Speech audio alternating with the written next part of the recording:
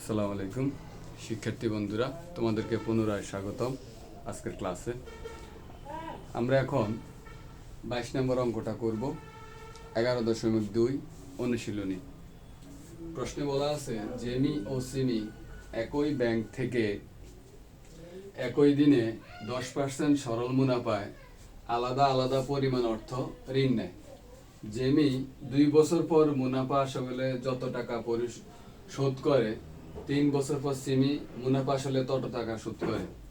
তাদের ঋণের অনুপাত নির্ণয় করো।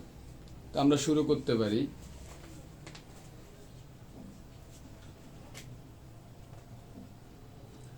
তাহলে আমরা লিখব, ধরি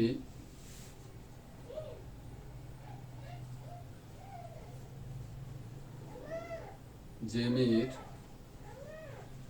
ঋণের পরিমাণ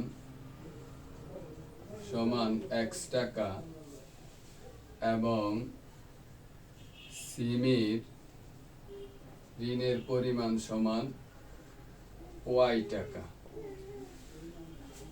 লিখতে পারছো নিশ্চয়?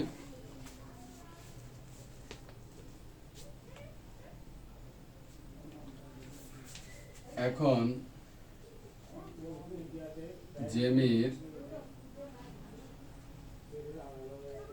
10% মুনাফায়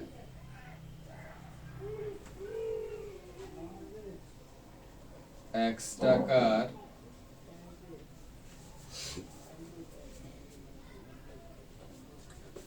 2 বছরের মুনাফা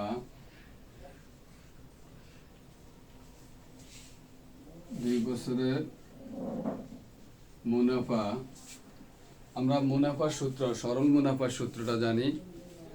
সরল মুনাফা সমান মূলধন, সময় এবং মুনাফার হারের গুণফল।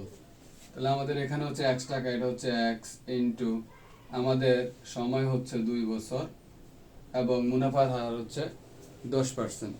তাহলে আমরা লিখব 10/100। তাহলে আমরা এখানে পাচ্ছি কত? 2 দ্বারা যদি এই 0 0 কেটে দিলাম, 2 দ্বারা কাটলে হচ্ছে আমাদের উপরে থাকে হচ্ছে 5x।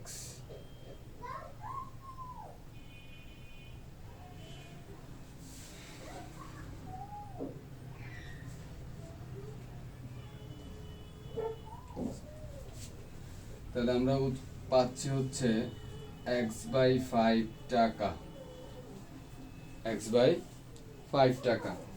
এবার 2 বছর পর জেমি মুনাফা আসলে শোধ করে সমান, লিখতে পারছো? আগে নিয়েছিল কত? x টাকা। এটা এই যে 10% মুনাফায় x টাকা, 2 বছরের মুনাফা আমরা পেলাম কত? x/5 টাকা। তো এটার সাথে যোগ করে দিবা, x/5 টাকা সমান কত হচ্ছে? 6x/5 টাকা।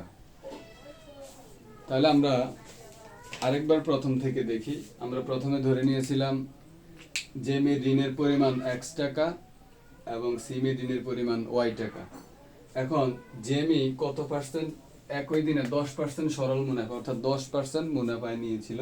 তাহলে জেমির 10% মুনাফায় x টাকার 2 বছরের মুনাফা, যেহেতু জেমি 2 বছর পর মুনাফা আসলে টাকা জমা দিয়েছে, তাহলে 10 বছর পর 10% মুনাফায় x টাকা 2 বছর মুনাফাটা কত হবে? আমরা সরল মুনাফার সূত্র অনুসারে বলতে পারি যে মূলধন হচ্ছে x টাকা, সময় 2 বছর, আর মুনাফার হার হচ্ছে 10%। তাহলে আমরা লিখতে পারি x × 2 × 10/100।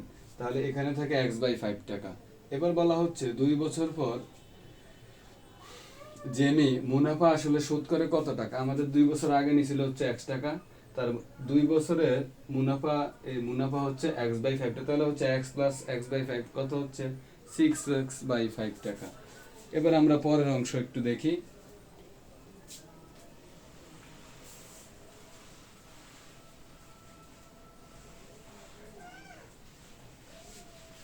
আবার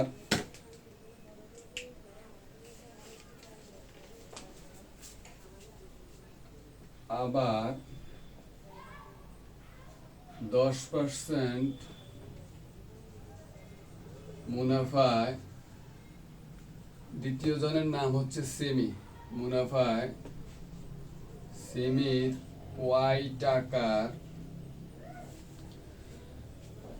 3 বছরের মুনাফা সমান কত হবে বলতো?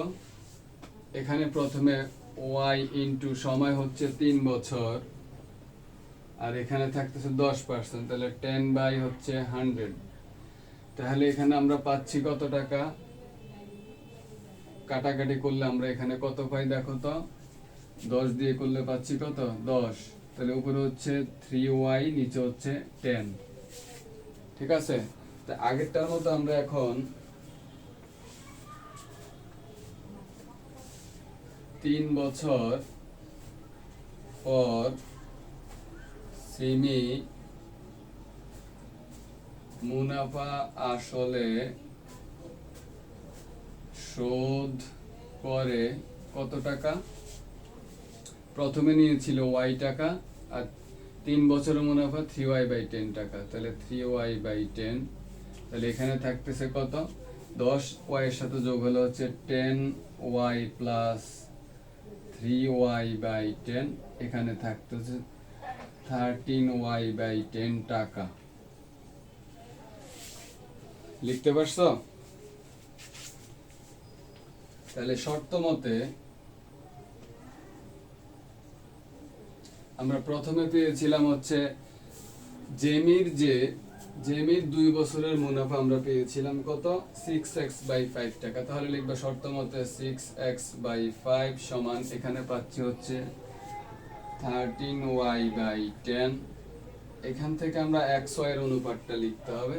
তাহলে আমরা এটাকে নিচে নিয়ে আসি, আগে কোনাকুনি ক্রস মাল্টিপ্লিকেশনটা একটু দেখে নেই। 6 10 হচ্ছে 60 x সমান 65y।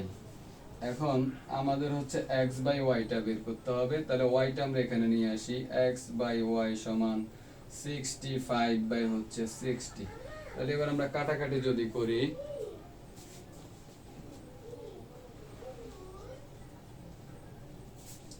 তাহলে এখানে থাকতেছে 5 দ্বারা যদি আমরা কাটি এটাকে, তাহলে থাকতেছে উপরে 5 13 65, 5 12 60। তার মানে হচ্ছে উভয়ের আমাদেরকে তাদের ঋণের অনুপাত নির্ণয় করতে। তাহলে তাদের ঋণের অনুপাতটা হচ্ছে x/y সমান 13/12।